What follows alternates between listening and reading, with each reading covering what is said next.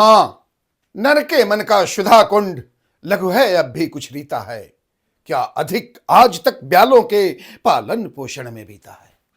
ये ब्याल नहीं चाहते मनुष्य भीतर का सुधा कुंड खोले, जब जहर सभी के मुख में हो तब वह मीठी बोली बोले, तब वह मीठी बोली बोले।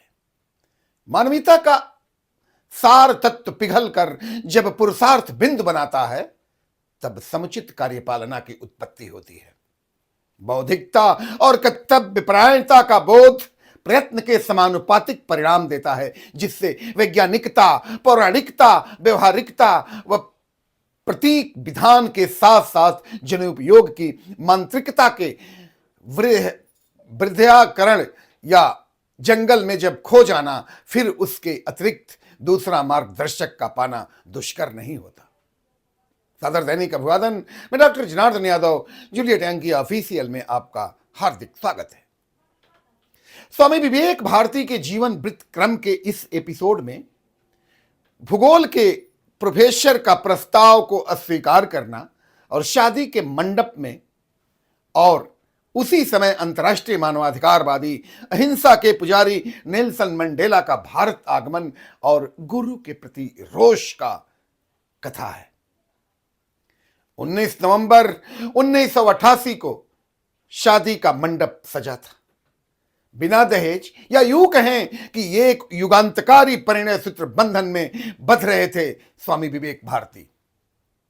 अपने गांव के निकट कॉलेज में भूगोल के प्रोफेसर के रूप में नियुक्ति का प्रस्ताव अस्वीकार कर दिए, क्योंकि ये दिल्ली के ग्रामीण क्षेत्र में ही सेवा करने का संकल्प ले लिए थे।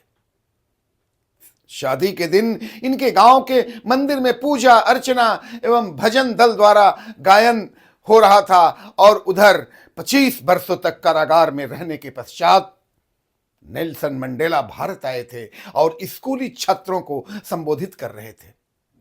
नेल्सन मंडेला का घोर प्रशंसक होने के कारण स्वामी विवेक भारती इतने आह्लादित हुए कि उन्होंने अपने पैसे से बच्चों को मिठाई या फल आदि वितरित किए।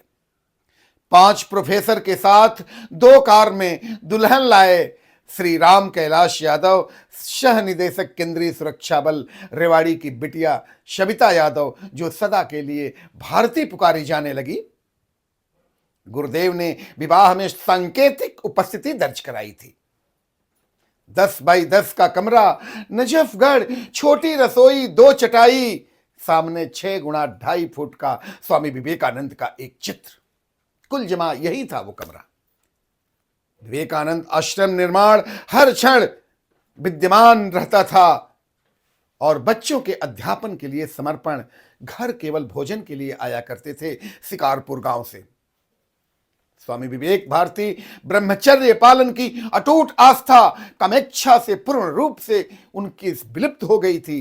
1 माह पश्चात अध्यापिका पद के लिए इनकी पत्नी का साक्षात्कार का बुलावा चंडीगढ़ से आया।